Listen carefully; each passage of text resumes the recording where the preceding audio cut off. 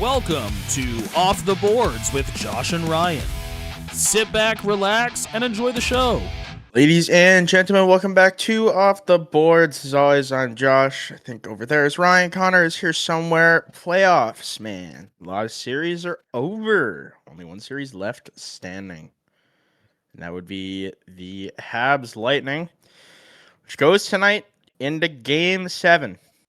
Ryan, can we get a heart rate check for that? How you feeling? This is the single closest playoff series I've ever seen in my life. I've never seen two teams, so evenly matched, so equally skilled, so equally wanting it in every facet of the game. Whether it's in the face-off circle, along the boards, in the middle of the ice, trying to score, these two teams want it. They want it bad. And right now, I am proud as a Habs fan to see this group of young players, who is still the second youngest team in the NHL, compete with this playoff juggernaut. This team that was nearly a dynasty. They won to a third straight final. I'd argue This is a they team. are a dynasty, but Yeah, you absolutely could argue that. They've got one of the best players in the world in Nikita Kucherov. They got probably the Vezina winner in Vasilevsky, who I don't know how many Vezinas he's won. Best goaltender in the world. Best goaltender of the decade. Like, this guy. Yeah, this guy's the last crazy. 10 years, I'm going to say he's probably is the best. Gary Price was 11 years ago he won the Vezina, so I'm okay with that. I'm going to look up how many... Andrei Vasilevsky only has one Vezina to his name so far. Yeah, so because I think he will win another one. There's always someone that does some crazy shit. Like this year, right? Like Vasilevsky's the most consistent goalie this year, and he won a lot of games. But Sorokin, though, like Sorokin would win the Vezina if they made the playoffs, but he didn't. Hellebuck has 3 Vezinas in the last 7 years. I'm not surprised by that, but I mean, he single-handedly dragged the Jets last year. Like, yeah. He's single-handedly dragged the Jets for a few years. But yeah, to see Montreal and Tampa be this close and so tight. I mean, the longest any team's had more than a 1-goal lead was the Habs. I think in Game 4, we had the lead for, I think, 8 minutes. Every other instance of this game has either been tied or a 1-goal game. An interesting fact, though, Tampa has hardly led. They've been tied or trailing for 97% of the series. Now, like, I saw a stat earlier, and you can correct me on this, but it says, hold on, find it again.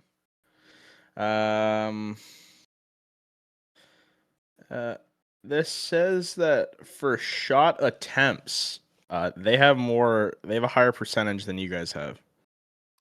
They probably have more shot attempts, but I would say Montreal is probably dominating in high danger chances. There were...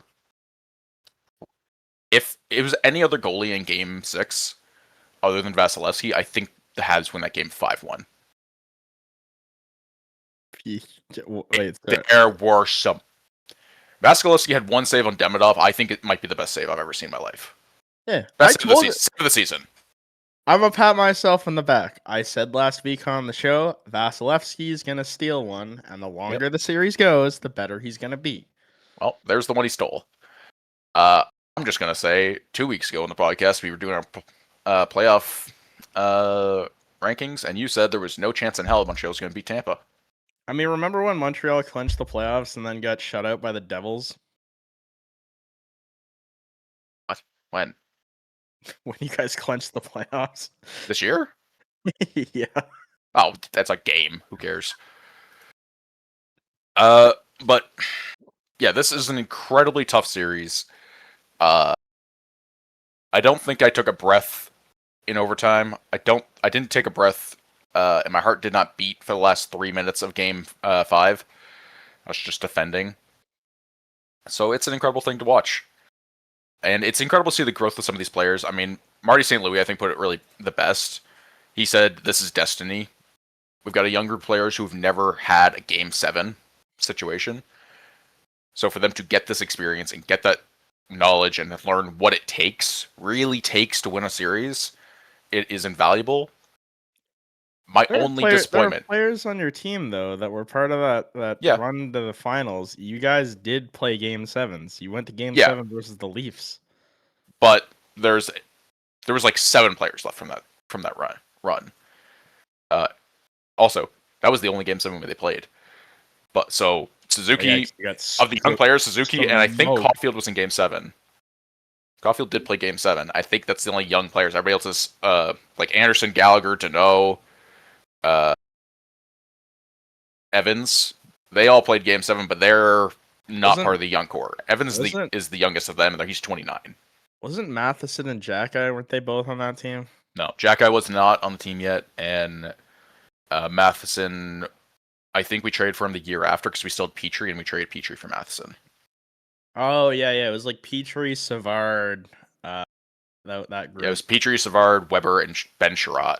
They were just defending that zone. Or it wasn't. It wasn't. It was not. It wasn't Savard. It was Joel Edmondson. No, because wasn't Edmondson on the Leafs for that run?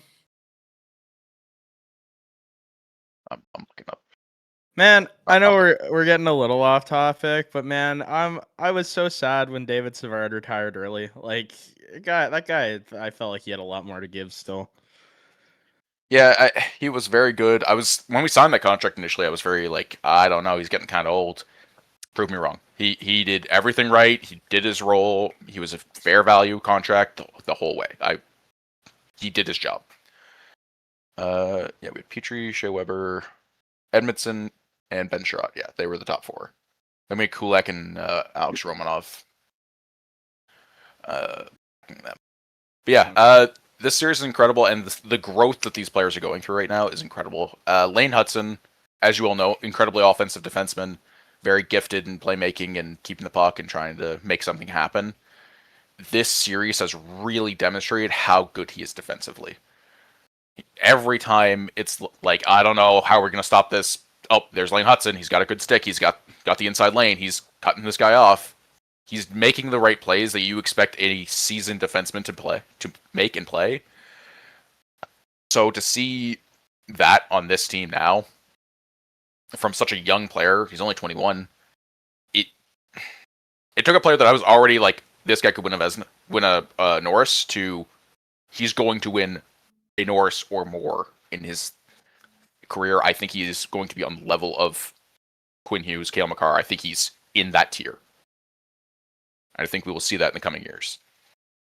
The only thing I would like to see more from this series is a little more from the top line. We haven't seen them score a lot at 5-on-5, which is concerning, but I think it just speaks to they're taking the toughest minutes. They're playing against Tampa's top line, which is very hard, so they're playing a little bit more defensively than they would like. Nick Suzuki has looked perfectly fine. He's in his element. But, Cole Caulfield's not as defensive a forward. He can do it. He's fine. But it's led to a lot of scenarios where you kind of want to switch him out for somebody a little more defensive on that. So he's not getting as many minutes. I think Game 4 he only played like 13 minutes or something. And these players are getting a lot more time on the power play, getting a lot more opportunities there, so they aren't eating as many 5-on-5 minutes. The interesting thing, though, I've seen is that Martin St. Louis mixed up the lines a little bit. Josh Anderson's been playing a lot with Caulfield and Suzuki, which I'm not surprised by. Anderson's been playing phenomenally in these playoffs. He's doing everything he needs.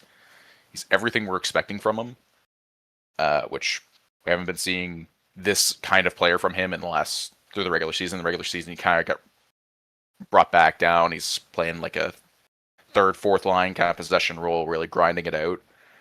In the playoffs, he has been a true power forward. I think he had like 11 hits in the last like 2 games for Game 6. So, yeah. So I'm very proud of this team.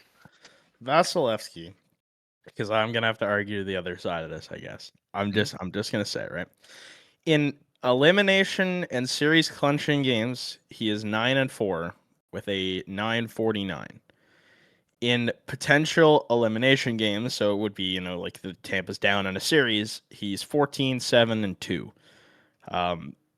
this is one of the greatest goaltenders and potentially in history. Like I don't know if I want to go that far, but I'm not gonna kid ourselves. I don't think anyone should. This guy is fantastic.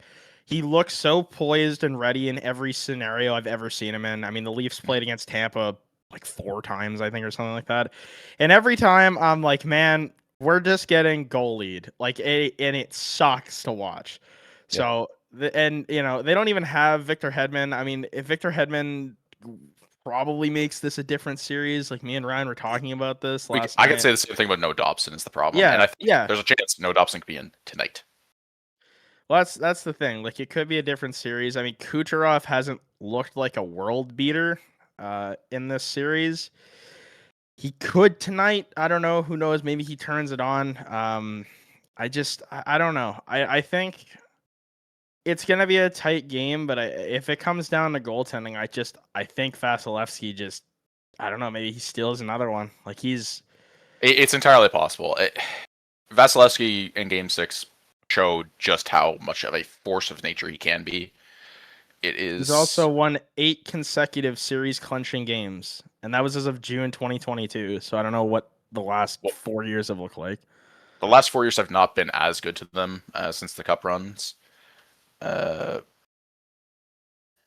if I pull up Tampa seasons, last 4 years I think they've been losing. The last 3 years they've lost in the first round, and that's the year before that they went to the finals with Colorado. So that's probably when that stat came out. But the last 3 years, first round exits, all 6 to the Leafs, 5 to the Panthers the last 2 years, and now they're going to 7 with the Montreal Canadiens. And I just don't know. He's played in 126 career playoff games. He's 70, 53, and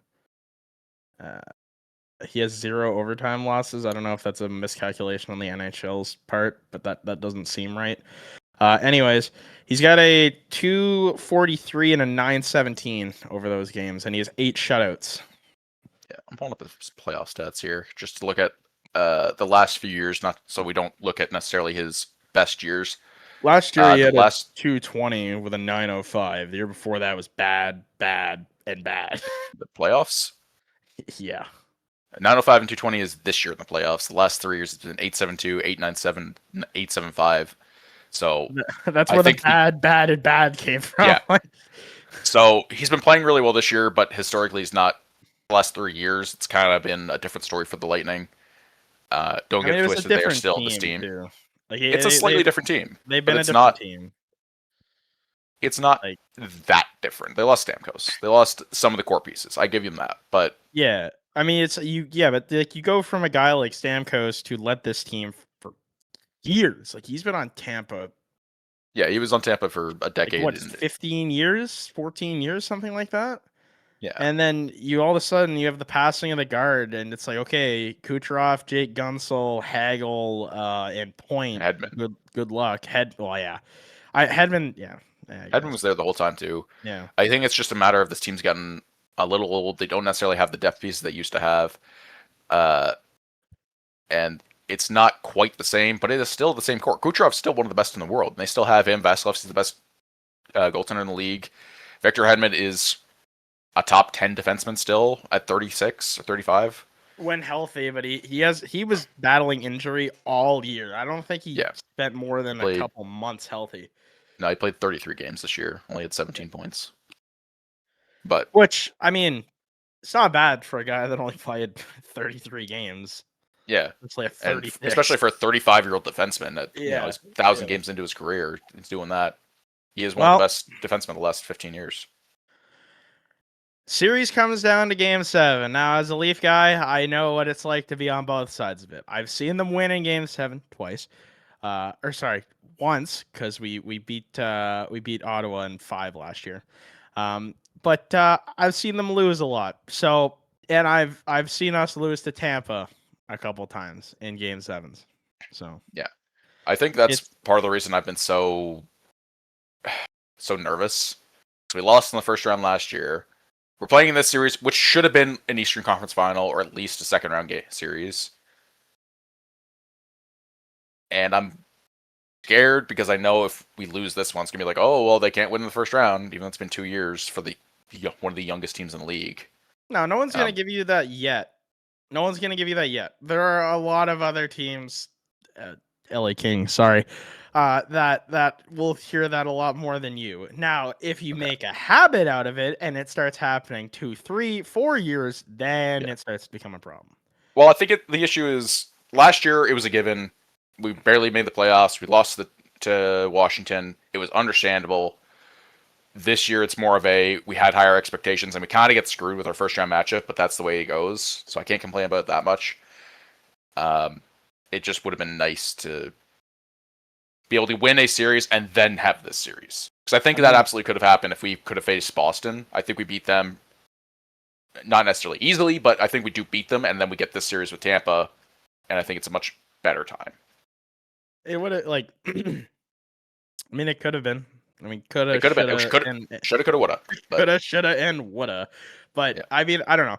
No one's going to give you shit. Like, when the Leafs lost the first time, I remember it was against Washington, ironically enough, much like you guys. We took them to 6, we lost. Then it was Boston, Tampa, Florida, I think was how it went. Montreal and Columbus were somewhere in there. Yeah, the first Tampa was actually Columbus, but yeah, but that is actually a very good memory.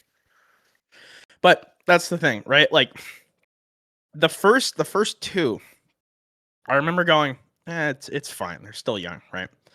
Mm-hmm. But then when it happened again, and again, and again, and again, and again, eventually I stopped giving a shit. Like, my reaction to the Leafs not making the playoffs this year is this. I have a more visceral reaction to them losing in Game 7. I don't have a pulse for the team anymore, to be honest, but I don't know. The Leafs will eventually announce their GM, and I will obviously discuss it. The one thing I'm going to say is they're bringing in, apparently, Matt Sundin and Ty Domi to basically pitch Austin Matthews to stay. They're going to do everything in their power to try to make that man happy. Where's he going to go is my question. What's Matthews... Like, what team is going to want Matthews? Any team would want Matthews, but like... Matt asked me the same question yesterday. Because he's like... People were like, oh, Arizona, but Arizona doesn't exist anymore, so where does he go? And I said, Matt... the truth is, you're not going to like the answer. And he's like, what do you mean? I said, Boston. If his contract expires, I can totally see him going to the Bruins. You know what's really interesting? What? We're going to have, I think, a UFA period with Matthews and McDavid in it at the same time. That 28-29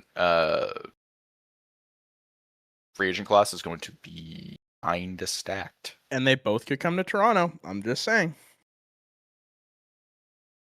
Matthews, if you're not paying Matthews, you could pay McDavid, I guess. Yeah, but you could pay both of them the way that the cap's rising. I mean, it's going up $8 million this year. You're projected to have $39 million. You still have to pay. I guess Domi you're probably not going to pay.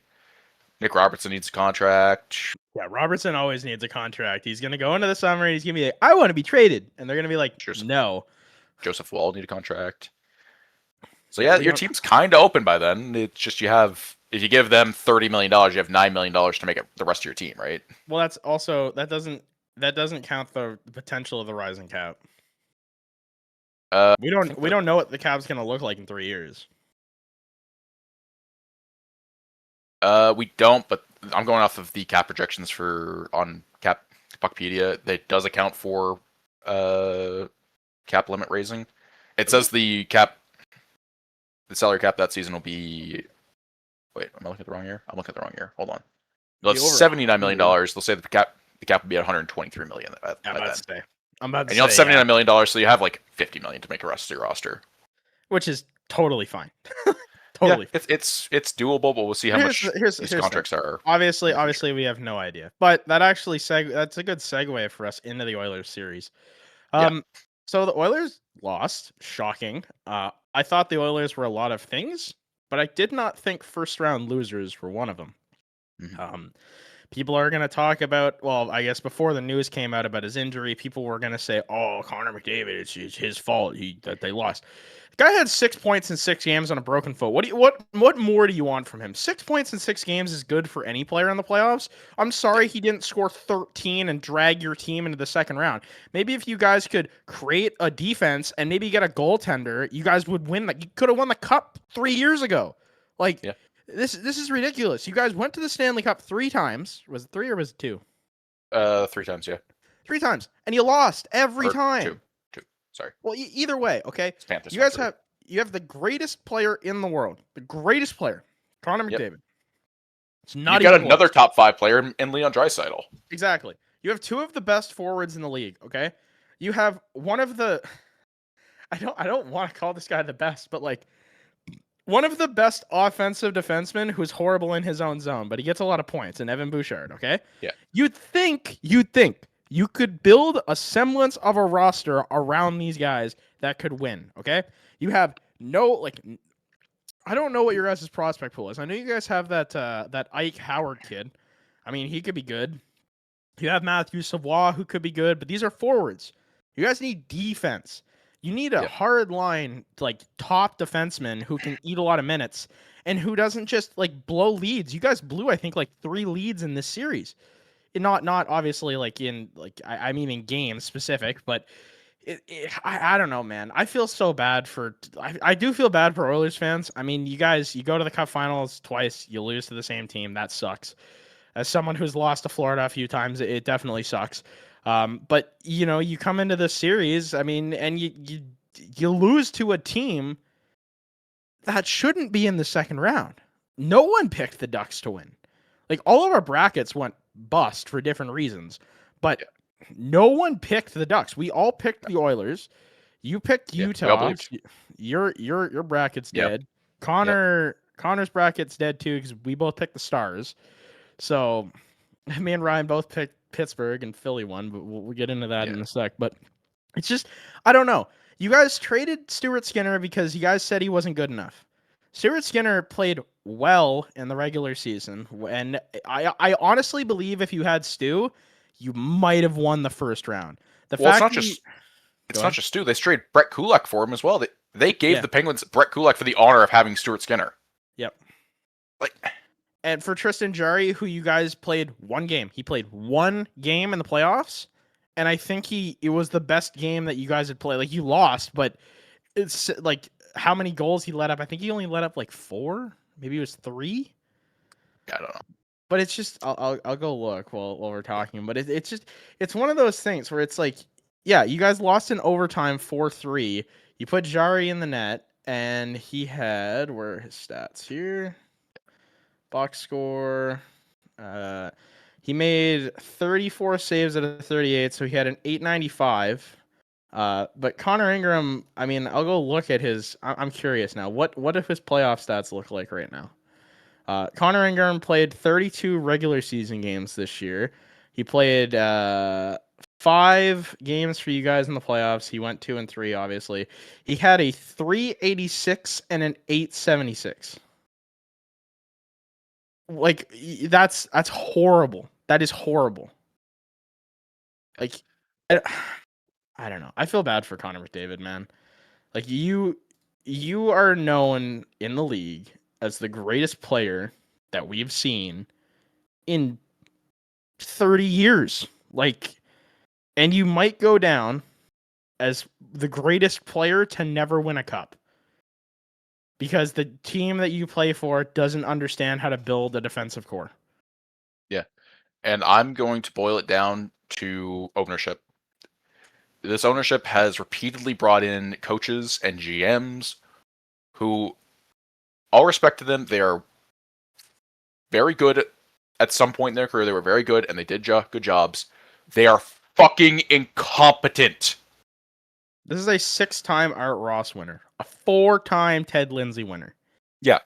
Dan Bowman can't continue to be your GM after he allowed started by allowing Philip Broberg and Dylan Holloway to get signed away for 2nd and 3rd round picks. Philip Broberg scored 34 points this past season for the St. Louis Blues.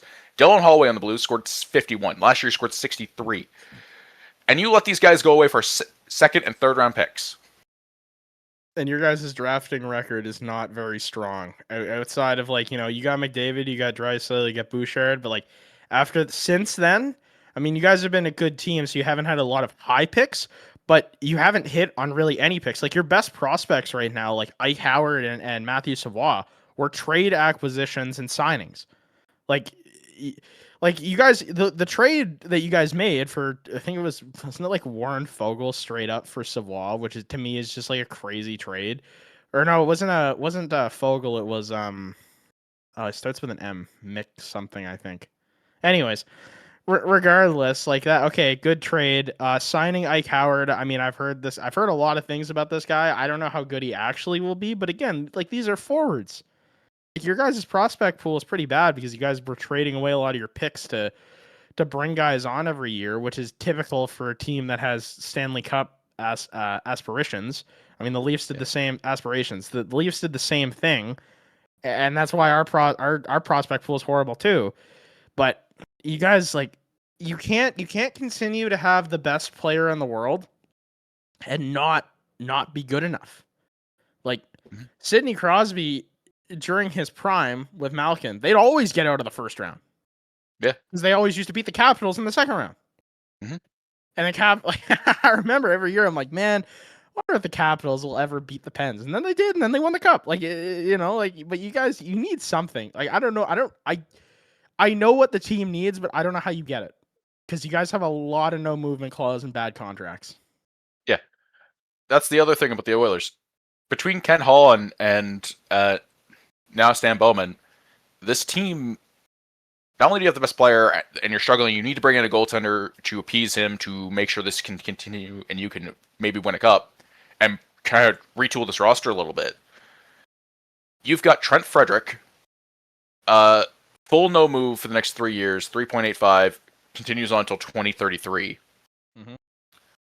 You've got Darnell Nurse until 2030, 9.25, full no move.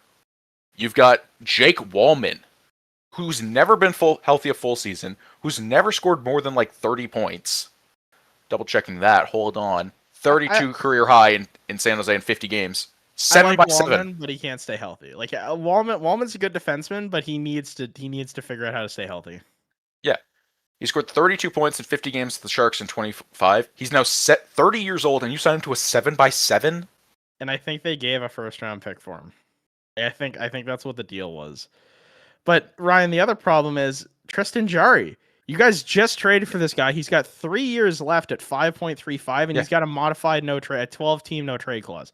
Yeah. So it's like, what do you guys do? You're gonna immediately because you already paid the Oilers, or not the Oilers, you paid the Penguins to take Stuart Skinner. You thought you were getting the better end of the deal. Okay. Tristan Jarry this year is I'm gonna look because his stats I don't think are that bad in the regular season, but like Stuart Skinner, I think ended up having a better year than him. He did. And I'm not going to put all the blame on Tristan Jarry. When you have a bad goaltender, you trade for another goaltender that should be better, and he's bad, and he comes in and he's bad, and the guy you just traded is good for the other team. To me, that really highlights the problem is not your goaltending, it is your defense.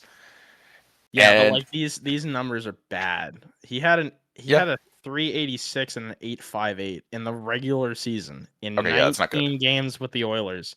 That's harsh. Jarry can take some blame then. But you got to fix your defense. You got to fix your goaltending. But you just traded. You brought in Tristan Jarry, and he's playing bad. And you thought he got the better end of the stick. You gave up more assets to get him, and now you have a bad, older, more expensive on a longer-term deal goaltender. Mm-hmm. With more trade protection. With more trade protection. What the fuck are you doing? Like Stu didn't have the best year, but we know that Stu is not the best goalie. He also played on a team that you could argue is worse than the Oilers. He had a 299 and an 885. So he did play better, but it's like, okay, that right there, that .30 is probably enough to get you into the second round if you had Stu. Maybe, like you guys wish death threats to this guy. I can't imagine what Oilers fans are saying about Jarry, because Jarry had he's in your 3 out of 5 on this deal, and you can move him, you could try to move him, but you're gonna have to pay someone to take him. Like, You are in a shit situation. and I don't even know if you can fix this in free agency. Because if you're a defenseman right now and you've seen how this team works and their defensive zone metrics and stuff, do you even want to be a part of that? Because maybe you see yourself as being able to be part of the solution, but if you're the only guy and everyone else still sucks, what do you think is gonna happen? Your numbers are gonna look bad. You're gonna make yourself a depreciating asset. Yeah, this team is not a attractive situation. Edmonton's never an attractive destination for free agents because Canada, super cold in Edmonton, and now it's kind of a tire fire with a really shiny diamond in the middle, in Draisaitl and McDavid, but everything else is on fire in a bum encampment, covered in shit and garbage, being run by a stupid dictator. So I don't know how you attract free agents, especially when you have very little money. You get $16 million next year. Yep. You have 1, 2, 3, 4, 5, 6, 7, 8, 9, 10, 11 guys on expiring deals. You have $16 million to build half a roster. Mm. You have no prospects. You got Matthew Savoie and Ike Howard. That's about it. I'm actually curious because I think Ike played most of the year with You got Quinn Hudson. You got Lane Hudson's older brother. Yeah, but do we think he's gonna be anything? Yeah, maybe you pray and wish on a star and do some voodoo magic. Maybe he turns into Lane or even Cole Hudson. Like Isaac, or I'm pretty sure he wants to be called Ike. But he had 5 points in 29 games with the Oilers this year. With the Bakersfield Condors, he had 50 and 47. So this guy could pan out to be something. I mean, he's a former first-round pick. I think Savoie also is a first-round pick. Savoie might have been like a top 10 pick, actually. But Savoie was a high pick. Or at least he was a highly touted prospect that either fell to them or they traded up to get him or something. Yeah. You guys, like, you have forwards. Okay, great. Yeah. Ike Howard and Savoie probably, I think Savoie was on the roster this year, but they both probably make the roster next year, and they both maybe are big contributors. But, okay, that solves your problem with 2 guys, but you still have half a roster to sort out, and a lot of no-trade clauses, and I don't see how you add anything to this defensive core without trying to move someone, and what benefit do those players have to waiving their no-trade clauses? Yeah. Like... yeah, you're going to send me to a team that's horrible because I'm basically a salary cap dump for you guys for you to help Connor McDavid, or I can continue to play with the best player in the world. So I don't know. But we should probably move off the Oilers because we still got a couple of their series to go through. Let's go through some of these pretty quick. Carolina beat Ottawa, and they beat Philly last night. Unsurprising. Yeah, 3-0. I would not be surprised if they sweep their way to the Eastern Conference Final. I think that whoever they play there, it would give them a better series. Like Philly probably, like, I mean, they beat Pittsburgh. I think just based off of Gritty throwing the Penguin. Like I think that the fans. Yeah. I don't think Pittsburgh you beat Carolina. Almost brought back, but they played well in Game 6, but not well enough. But no.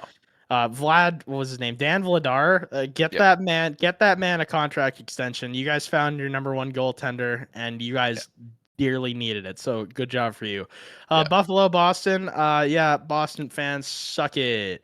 I'm gonna say that, and I'm gonna regret it because come lottery time, the Leafs are gonna move down 1 spot, and you're gonna get the 6th pick. Right. So congratulations. Tell you what, Josh, I'll do it. Fuck Boston. You lost to Buffalo. You lost to the Buffalo Sabres. Fucking embarrassment. And you lost to the Sixers last night, too, so get fucked. Everything in Boston sucks. You lost the Super Bowl. You're out of the playoffs and 2 other teams. Are the Red Sox doing well? I don't know. I don't think so. Where's the NBL? I'm pulling up the MLB standings. Red Sox are at the bottom of the division. Blue Jays in the middle. We're coming back up, boys. We're turning it around. Fuck Boston. Yeah, so Boston, I mean, you guys made the playoffs in a year where you didn't think you would, so good job there. I mean, the Sabres, they've been world beaters this year. Good for them. They go to the 2nd round. Okay, so the West, Dallas or Minnesota breaks the 10-year first-round curse and gets into the second round, and you know what you get for that? You know what you get? You think you get a cookie. You think you get some stickers. No, you get to play the fucking Avalanche, and you're probably going to get swept. It's like, oh, good job. You guys just beat a Well, tough series. Tough I won't say series. sweep. Well, oh, look, man. They're I so... think Minnesota wins 2 games. Fair enough. Like the Avs are so good though. It's like, but it's like, yeah, you guys are coming off of playing a tough series. Congratulations, good job. Here's your flowers. Yeah, we're going to the second round. Oh, who do we got to play now? We got to play Vegas or the Anaheim? No. You got to play Colorado. I got to play fucking Colorado. It's like, oh yeah, you're screwed. Who knows? Maybe McKinnon and McCarr forgot how to play hockey in the last week. Yeah, they all went down to Cancun to celebrate their first round win. Vegas, Utah, not really surprised here. I mean, Vegas, they have a good team. I mean, let's not kid ourselves. They got to play the Ducks. I mean, they probably win this. Shout out to Utah. You guys put up a fight. First time ever in the playoffs, I think, under the Utah name, right? So it's only the second year. I don't think they made it last year. Very young team. I think they did really well for a young and inexperienced team. Mm-hmm. But, Vegas is a good team, got good players. Mitch Marsh, 7 points in 6 games. Yeah, and Mitch Marner in 5, 6, and 7 at the least, I think, has like 3 total career playoff points, and he doubled that in this series. So, I Mitch, I gotta be real with you. You're never gonna hear this, but man, fuck you. Like, honestly, you cried about the media, okay? I don't care about the media. You're getting paid $11 million, over $11 million. Play the damn sport, score the damn goal. You want to shut the media up? Score a goal. Get a point. Win a series. That's how you shut us up. But no, you couldn't. You cried like a little bitch, and you ran away to one of the small hockey markets where no one gives a shit because they go to Vegas to gamble, and then they go, oh, I'm going to catch a hockey game while I'm here. So all these fans, I'm sure Vegas does have actual fans, but like let's not kid ourselves. Vegas is a hockey town, supposedly. I know, but like let's not kid ourselves, okay? This is not, the media does not give a shit about Vegas. They don't, because people go there to gamble. So fuck you, Mitch. Okay, I'm sure you're happy, and everyone's like, oh, look at Mitch's probably like, it's not me. It's the Toronto media. Yeah, fuck you, man. Like, seriously, we paid you so much money. We gave you everything, and you gave us so very little. You gave us regular season success and couldn't do anything in the playoffs. The media thing didn't just start, Mitch. There was a thing. There was a lead up to it. We didn't do it in the first year. We didn't do it in the second year. I think there was some rumblings in the third year. But when you consistently were bad against 5, 6, and 7, you had no one to blame other than yourself. Stop blaming the media. It was your own fault. Anyways, yeah. So Vegas Ducks second round. I mean, I think Vegas probably takes it. I think Vegas probably takes it. And yeah, that's playoff wrap. Real quick, since I got the old hat on, saw the Cats play Friday night. Cats look great. Unfortunately for Blainville and for, I guess, the NHL, considering this guy's probably going to get drafted this year, Lassell, the goalie for Blainville, looks like I haven't seen any reports yet, but he either tore his groin, pulled his groin, a hammy, or something. I think it was Blyle scored a beautiful goal on him, and he didn't even move. So he had to get helped into the tunnel. I feel really bad because, I mean, I want the Cats to win, but I would have rather seen them do it against Lassell. Now they got to do it against Peltier, who didn't look good in like the 6 minutes he played against the Cats. I think he let up 2 goals. I don't expect, like, the game 6 happens tonight in Blainville. I do not expect this series to come back to Moncton. If it does, we'll play on Tuesday night. I will be there. I'm still trying to get an interview with Sinbin 1 and 2. If anyone knows them and can let them know, I'm looking for them. That'd be great. Sinbin 1 didn't actually go to the game, but Sinbin 2 had a sign that just said, I miss you, Sinbin 1. I wish you were here. Now that's true friendship right there. That is true friendship. But yeah, so Cats look really good, and hopefully they can keep it going, rolling into the finals, and maybe go back to back. But yeah, I mean, it's playoff hockey. There's nothing better. There's nothing better than it. Even though my team and the NHL isn't in the playoffs, there's nothing better than this time of year. Like, Matt called a lot of us out the other day when I was with him yesterday. He said, man, none of you guys picked upsets. And I said, that's not true. I said, Ryan picked Minnesota and Connor picked Philly. And he's like, well, you didn't. I said, yeah, because I didn't think there'd be any upsets. Like, what do you expect from me? Like, I picked the team I thought would win. It doesn't matter about the upset. I don't think anyone took the Ducks. I think Ducks fans even were probably like, yeah, the Oilers probably beat us. Like I saw a stat after the Ducks won, there were 7 perfect brackets left on NHL.com. that's crazy. Yeah. Yeah, that's what happens. Like, I mean, we'll do like after. I mean, guess we could do it right now. I'm still taking. So I guess my Western Conference final now is Colorado Vegas, where I take Colorado to go to the finals. In the East, I'm picking Carolina, and assuming. I mean, honestly, if Montreal or Tampa gets through, watching Buffalo in the first round, I think Buffalo might go to the Eastern Conference final, so I'd pick them. I'm still taking Carolina to go to the Cup, and I'm still taking Carolina to win. Okay. I still got Colorado beating Minnesota. I don't know that the Ducks are going to get their ass kicked by the Knights. I think it could be a close series, but I think the Knights do take it. Toronto, Tampa, whoever comes out of that series is going to the Cup final. Carolina will beat Philly. Hold on. You think Toronto or Tampa is going to go to Sorry, the Cup Tampa, final? Montreal, not Toronto ever. I was going to say, damn. All right. If whoever comes out of the Montreal Tampa series tonight, I think they go to the Cup final. I think they beat Buffalo. I think they probably finally give Carolina a challenge, and we'll see what they're made of. And I think Tampa or Montreal will beat them, go to the Cup final, and it is anybody's game in the Cup final. Colorado, Vegas, Montreal, Tampa, even Carolina, maybe. I couldn't pick. So. Well, Connor, your bracket went total bust because you took the Oilers to go to the final. You want to jump in here?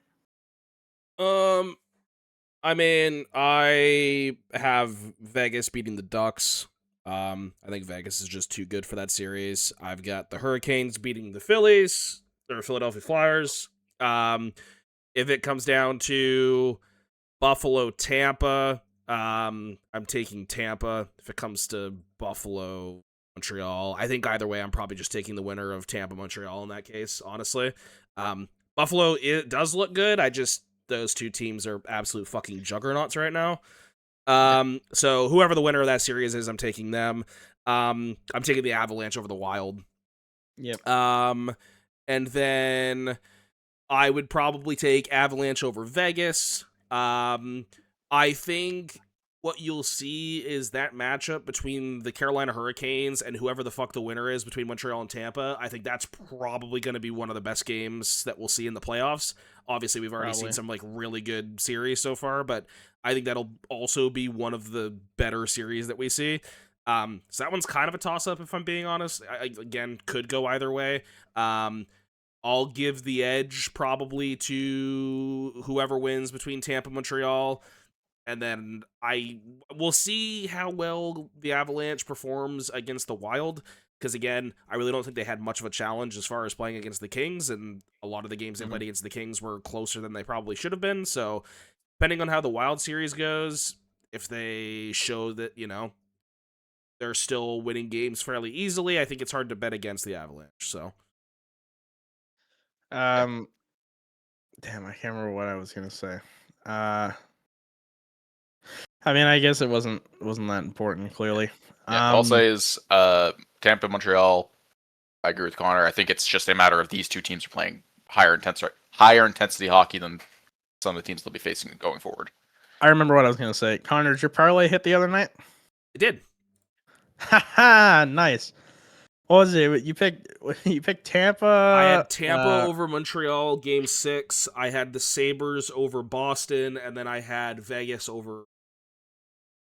Okay. All right. Do you guys want to talk about trophies real quick? Sure. Award finalists before we get into the games. So we've got a few trophy nominations, finalists named. Ted Lindsay will be one of Celebrini, Kucherov, or McDavid. I think McDavid probably wins it. He hasn't won an MVP in 3 years, and he had a great year. So we'll see how that goes. Lady Byng, Cole Caulfield, Anze Kopitar, Jake Sanderson. I'm really happy to see Cole Caulfield there. Anze Kopitar is going to win. Yeah, I think you give him his flowers on his run out. I mean, he's been one of the best. Like, this was the Datsuk Award for the longest. Or no, I'm thinking of the Selke, not the Lady Byng. Lady Byng too was the Datsuk Award for a while. Yeah. Coach of the year, Cooper, Muse, and Lindy Ruff. I think you give it to Lindy Ruff. Like, Yeah, 100%. There's no question. I love Buffalo, man. And when it comes to the Vezina, Sorokin, Swayman, Vasilevsky, it won't be Swayman. I think it's Don't be probably Sorokin Sorokin. Like, I would guarantee if they made the playoffs, I guarantee Sorokin. Yeah, But if they made the playoffs, yes, but it's going to be it Vasilevsky. might be, yeah, it's probably Vasilevsky. But yeah, I mean, good. It's gonna be fun. It's definitely gonna be fun. Yep. The Bill Masterton nominees were also announced. I don't know if you saw that. Were they announced, or I thought they were tomorrow? Yeah, yeah. No, they gave the full list of like each team, each team's nominee. Okay. You guys nominated Matherson. The Leafs nominated OEL. This is such a this is the sportsmanship award, isn't it? Yeah, perseverance, sportsmanship, dedication. Yeah, it's Ville Husso, Charlie McAvoy, Rasmus Dahlin, Devin Cooley, Taylor Hall, Spencer Knight, Gabriel Landeskog, Boone Jenner, Jamie Benn, Dominic Shine, who I have no idea who that is, Connor Ingram, Brad Marchand. That's crazy. Brad Marchand's crazy. Onset Kopitar, I guess. Jasper Wallstead, Mike Matheson, Ozzy Wellsblatt, Brendan Dillon, Kyle Palmieri, Matthew Robertson, Linus Allmark, Garrett Wilson, Anthony Mantha, Laurent Brisebois, Jordan Eberle, Jordan Bennington, Darren Radish, OEL, Clayton Keller, Kevin Lankinen, Ari Schmid, Ovechkin, and Jonathan Taves. Just give it to Jonathan Taves. Give it to Taves or Landeskog. Landeskog played his first full year since the Cup run, so good for him. Yep. But yeah, it'll be interesting to see how those nominations and awards go, but all around, I'm pretty happy. I'd like to see Selke go to Suzuki and Demidov get nominated for Rookie of the Year. But I mean, he will, but he will. Schaefer's going to win. Yeah, I'm not going to debate that. Unless I'm not going to say no. Wait. Right. You want to get into the games? Get out of here. Yeah. I just want to say, so the NHL draft lottery is this week. Tuesday, May 5th. Vancouver. I ran into Ethan yesterday, and me and him were shooting the shit. And I'm like, Ethan, what does Vancouver do? And he goes, we take Gav Dog. And I go, yeah, but if the Leafs win, we take Gav Dog, and that fixes all of our problems too. So, I as a Leaf guy, right? I'm obviously a pessimist because this team lets me down in new ways all the time. I can almost guarantee that whoever is at 6 is going to jump the Leafs, maybe by 2 spots, and then we're going to fall to 6, and our pick's going to go to the fucking Bruins. And Josh, I ran the NHL simulator on Tankathon one time. Seattle jumps you to number 1. Yeah, but goes to 6. Yeah, but on the TSN trade deadline show, they did it, and the Leafs won the lottery. So here, I'll do the simulator one time. We stayed at 5. Calgary jumped up 2. Chicago and New York both went down 1. Vancouver won. Yeah, good for Vancouver. They should win it. Did it again. New York jumped 2 spots. Vancouver dropped 2. Toronto stayed. And third time, Leafs. Oh, the Leafs dropped 1 to 6. Because Calgary and if the Sharks move up 8 spots and they get Gavin McKenna, I might become a Sharks fan. Like, that team's gonna be so good, man. Oh my god. Okay, another time. Yeah, so the Leafs have only gotten knocked out. Oh, the Leafs won in this scenario. I highly doubt we'll win, but we lose out there. We stay. We win again on that one. Went 25 times. You guys get second place finally. Toronto. 27 times. 27 times you guys win the lottery. Boston. Toronto. Boston. Yeah. Toronto at 2. Yeah. Anyway, we'll see how it goes, and we'll talk about it. I hope Vancouver wins. Or maybe Calgary. So the Leafs have This is painful. Or Seattle. I'd be okay with The Seattle. Leafs have a 24.5% chance to pick at pick 5. They have a 44% chance to drop to pick 6, a 14% chance to drop to pick 7, a 0.3% chance to be at pick 3, an 8.6% chance to be at pick 2, and an 8.5% chance to pick at number 1. So there obviously there is an avenue, and it's the luck of the draw. The Leafs have won the lottery in the past to get Austin Matthews. I remember exactly where I was at that moment because I thought my life was about to change. It did in some ways. We went from being a little different. We went from being a basement feeder to actually making the playoffs. It didn't really ever work out for us, but you take the sauce where you can get it. Spider. Yeah. So yeah, I think we can probably get into games. Connor, Yeah, let's get these games and get going. I gotta get groceries. So what do we got? What do we got? All what do you got right. for us? You guys ready? Yeah, I'm scared of what you're about to pull up. All right. Here we go. I'm going to give you guys 6 players. Oh God. You're going to blind rank them. nice. All right. So, in terms of what? I will give you the categories. We got a couple different ones. The Okay. first All right, one, sweet. first couple will start out like very simple here. So, first one is going to be all-time career goals. Oh. Like do you mean like goal totals or just who scored the nicest goal? Career goals all time total. Like, Okay. amount of career goals. Okay. So, first name I'm going to give you, again, there's going to be 6 players here, so it's 1 through 6. Obviously, 1 you want to have as the most career goals of all time, 6 being the least. The first name I'm going to give you is Patrick Kane. He's got like I think he only has 550 or 400, 600. doesn't he? No, he's over 500, I think. Uh, Because he passed Medina for most goals, or was that points? yeah, you're right. Yeah, it was well. I think he did I both. I don't think it was goals. I'm going No, to throw him at it definitely wasn't goals. It definitely wasn't Okay. goals. Do you want to throw him at like 4 then, or 3? How many players is it? 6? It's 6. I think we put him at 5. Like he's good, but there are so many guys. Like there's probably like 40 or 50 guys that are above him. Okay, I'll take that shot. All right, Kane at Patrick 5. Kane at 5. Second name I'm going to give you is Steven Stamkos. He's over. He's got more than Kane. He's got. I think. He's got over 600. I don't know if he's got over 7. I think he did 700, didn't he? Does he? I think he has over 700. I'm going to throw him at like 3, 2. Because if he is at like 600, I'd go with 3 because there's probably only like 20 guys that are better than him. Okay. You want to do that? Yeah. So where are you putting him? All right. 3. 3. Okay. Stamkos at 3. Next up, I'm going to give you Joe Pavelski. Joe Pavelski. Weird He's saying that, got- Connor. He's old Joe. I know he had a couple good seasons to end his career, but I'm pretty sure he's below Kane. He definitely is because he was U.S. born. So I think we go 6 with old Joe. Yeah. If anybody's wondering why I'm typing, it's because I'm putting my list here just so I keep track.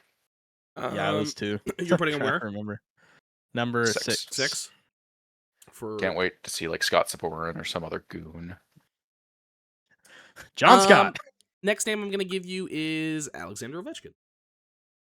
1. Yeah, I would say number 1. All right. Next name I'm going Pretty to easy. give you is Sidney Crosby. He's got. Does he have more than Stamkos though? I don't think he does. Stammer was just a pure goal scorer. He scored. Didn't he hit goal 650 this year? I think at the beginning of the year. Yeah, but I think Stamkos might be closer to 700.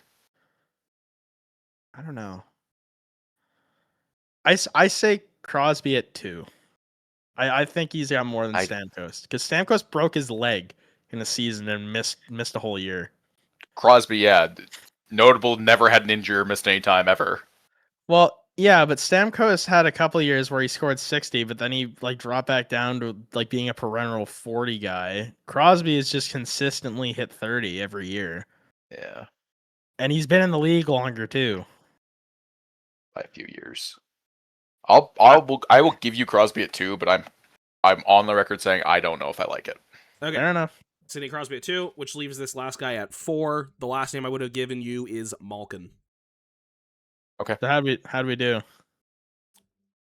So Malkin at 4. Sidney Malkin at 4. Okay. So obviously number 1 is Alexander Ovechkin. Yep. It's a very, it's a layup. Number 2 on this list is actually Crosby. Okay, good job, Josh. He didn't pass Stamkos in all-time goals though until this year. It's very recent. Like, they are close. I believe Crosby's at like 650 something, and Stamkos has like 633, something like that. So it's close. 3 is Stamkos, 4 is Malkin, 5 is Patrick Kane, and 6 is Joe Pavelski. Yeah, Crosby. Good job, us. I just looked it up. He's got 654. Stammer's at 620, 624. Yeah. Okay. Yeah. So, yep. So that is the correct order on that one. You guys nailed that one. So we'll move to the second one. Second one, similar. This one's going to be career points per game. Okay.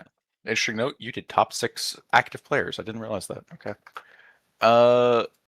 All-time points per game? This top is 6? Career points per game. And Points it's per be, game? Yes. Ooh. Yes. Career points per game. I know who like the top 3 are. Same thing. 6 Is there players. a minimum games? Is there a minimum games for this list? No. No, there is not. Oh. There is not. Yeah, no. Okay, so 6 names. First one I'm going to give you is Nathan McKinnon.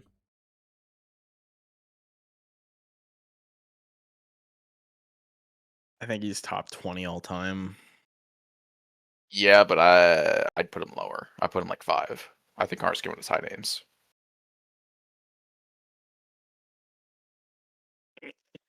I honestly want to go with 3, but I'd give you 4. We can go 3. You don't think he's gonna give us like top guys? I mean, I don't know if he gives us like 4 top guys. Okay, all right, let's put him at 3. Is that what we're putting him as 3? Yep. Yeah. Plus, Ryan, we did so well in the last one. This is just, we can fuck this one up. Yeah, we can fuck this one up. All right, Nathan McKinnon at 3. Next up, I'm going to give you Artemi Panarin. 4 or 5 even. Yeah, I like 4, but I mean, if you want to go 5, I'm not gonna stop you. You were hot in the last one. I'll trust you. Let's go 4. All right. Okay, Artemi Panarin at 4. Third name I'm giving you is Connor McDavid. He's third all time behind Lemieux and Gretz. So it's like, do you think he's gonna give us Lemieux or Gretzky?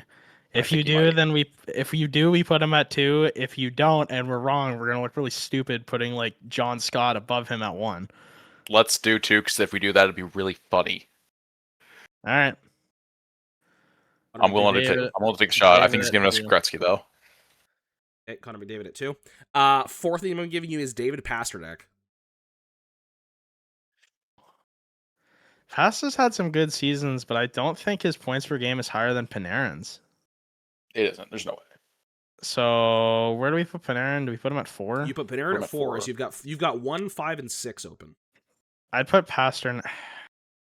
I put him at 5. Put bread right over pasta. Kind of want to go 6. Because if this is active players again, right? Like there's maybe he's doing active again. Because he's gonna do active again, isn't he? So if it's active, we already fucked up. So let's just put Pasta at 6. All right. David Pastrnak at 6. All right, next name. name. There's no minimum games played. It's like name's a rookie. Next game true. next name I am giving you, sorry, is Leon Draisaitl. Got 1 and 5. We got to put him at 1 because I know he's got higher than McKinnon. But does he have higher than McDavid? No, absolutely not. But it's higher than McKinnon. Well, then let's put him at 5. But okay. You put him at 5? If we put him at 1, we're objectively losing. I already know. McDavid. I almost guarantee the next name he's gonna say is gonna be like Austin Matthews. No, the last name I'm going to give you, which automatically goes in your number 1 spot, actually, is Nikita Kucherov. Which has to go number 1. It's not, but you know. It should have been. I can already. My guess would be McDavid, Kucherov, Draisaitl, McKinnon, Panarin.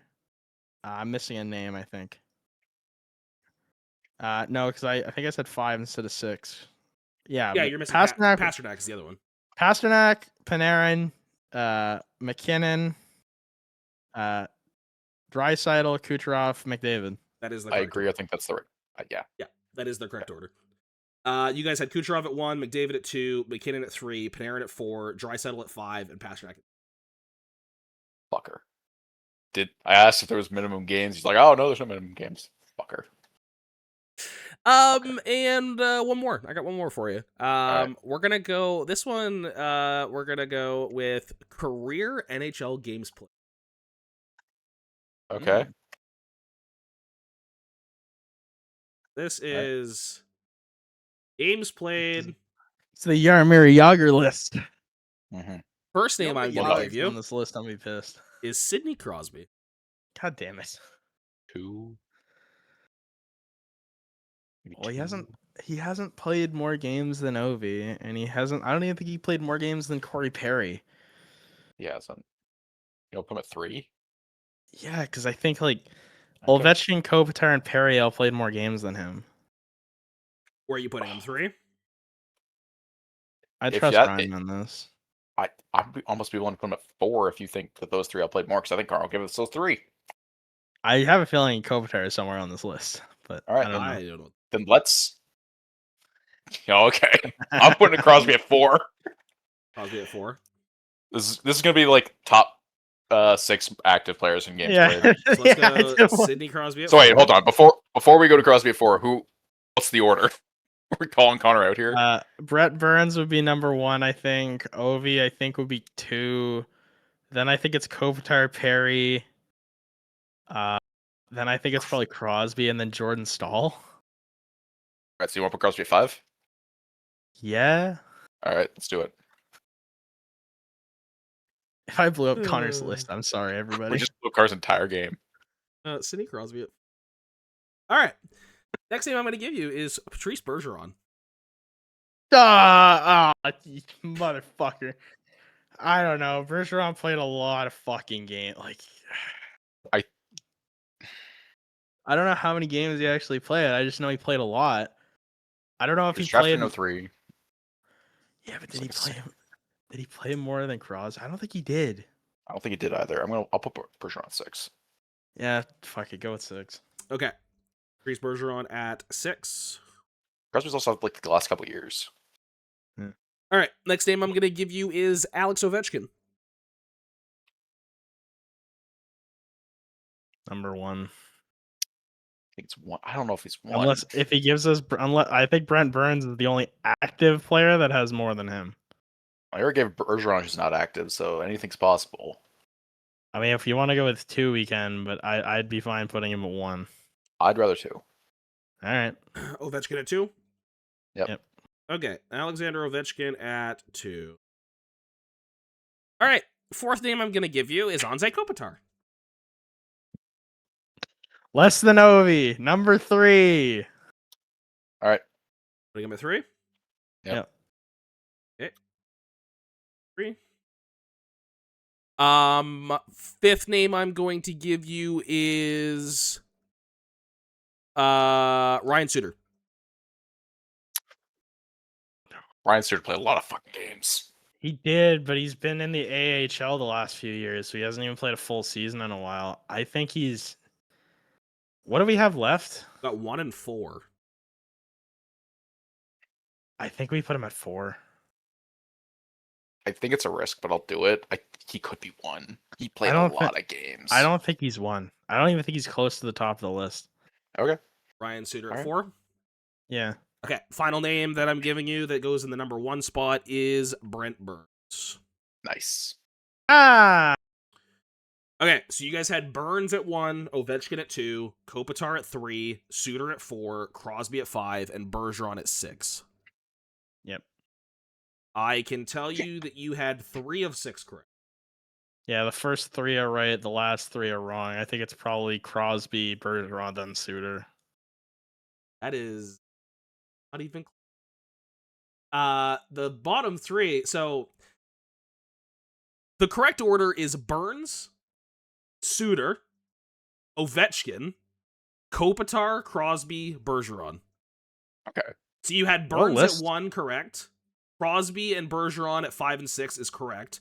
2, 3, and 4, Suter should go from 4 to 2. Ovechkin and Anze Kopitar just slide down 1. All right. I'll take it. It was close. I mean, yeah, considering I just looked this up because I was like, there's no way Ryan Suter's played more games than Ovi. Ryan Suter has played 15, 26. Ovi's played more games. That must Is be it last as that of must be a not last this year year? thing. Yeah. Ovi's at 1573. I was like, there's no way. I'm like, there's no fucking way. He's at 1573 as of this year. Oh, okay. Yep. He's played 1572 regular season games. Okay. Yeah, so maybe so just flipped in that Kopitar case, He would have yeah, been third. Suter He'd be third. Suter goes to 3rd, Ovechkin goes to 4, Ovechkin goes to 2nd. So Kopitar's in 4th. Burns, and Ovechkin, then- you guys got that right, but then Suter would be 3rd, Kopitar would be 4th. So basically, Yep. Suter and Kopitar need to be flipped. Yep. Yep. So you guys got 4 out of 6 then. I did not think Suter played that many games because I swear his last few years he's just been an AHL player, but I guess I'm dead wrong. He He's actually played a fuck ton of games. he played 82 games last year with the Blues. I'm stupid. He did not go to the AHL. I'm just used to playing in the franchise modes. He Yeah. always ends up in the AHL. That's what I was Yeah. thinking about. Long career for him, man. Bounced around the league, Predators, Wild. Then 3 years with the Stars, 1 year with the Blues, and now I'm guessing he's retired because he wasn't he's on a retired. roster this year. So, well, is that's it for games? That's it. That's all. He's not officially retired, but yeah. Yeah, because I think it's literally you gotta contact the league and do it. But all right, It's an active well. restriction back, yeah. Well. We got one. I think it's only one game tonight. And it is the Tampa There's two. Montreal game. Oh, there's 2. Tampa Montreal. Oh yeah, it's Wild Colorado, Tampa Montreal. 2 great games. So. Yep. Yeah, I know, right? I threw some polls up on our YouTube page for those games. The first one's up. The other one's supposed to be posted, I think, in like an hour. So by the time this gets uploaded, it'll already be tomorrow. So it'll be interesting to see what happens there. I think Tampa probably wins tonight, but I'm sure Ryan thinks the opposite. Beat him up, Ryan. Beat him up. Punch him. Hit him. Ryan wouldn't talk to me last night when I showed up to the bonfire, which was hilarious to me. But Josh was rage baiting me in the group chat. I sent a GIF of Nikita Kucherov hitting them with the and Yeah, and then he was like, "Oh, I just sent a GIF. I didn't do anything wrong." Well, yeah, and then I also sent a GIF that said, I mean, it was pretty funny. So, which I mean, I thought it was fucking hilarious. But yeah, so you know what I think you should do? You know what I think you should do for a thumbnail here for the video? This is what we'll do. Josh, you turn to your left. Ryan, you turn to your right. Yep, there you go. Beautiful. Well done. All right, so Both looking the same way. This is my right. yeah, I know we were both looking the same way. Which I went to my left. So that's the thing. This is my left. Yeah, this is my right. Um, All right, well, fuck. Right well, I think on his screen it probably looks fine. You know, you guys were the right way around. That's why I said look Yeah, to your okay. left and look to your right. You're good. All right. Yeah, so We appreciate all the support you guys give us on YouTube, Spotify, TikTok, X, Instagram, all those places. We're trying to get more shorts out for you guys. I'm going to be doing a lot more polls as the playoffs continue. We will be back next week with a bunch of new second round playoff series, and probably we'll have a clearer look at what these series are going to look like. I think the Hurricanes probably just sweep their way to the Eastern Conference Final, but who knows? Who knows? Maybe Dan Vladar steals a couple of games and Philly looks great. I mean, I don't know. I don't hate Philly. So yeah, I'm cheering for the Sabres. Let's go Sabres. Bills Mafia is seeing Josh Allen chug a beer in a Sabres jersey was hilarious to me. I love that guy. But yeah, so we will be back next week with more playoff updates, and Ryan might kill me before that. So if you don't see me next week, it's because Ryan probably tried to put me in a hospital. So anyways, y'all, I hope. Anyway, thanks for guys for watching very much. We appreciate the love and support. Hit the like button, hit the subscribe button, follow us if you're not. Leave a comment if you have any opinions. Josh is gone because I really insulted him there. Goodbye.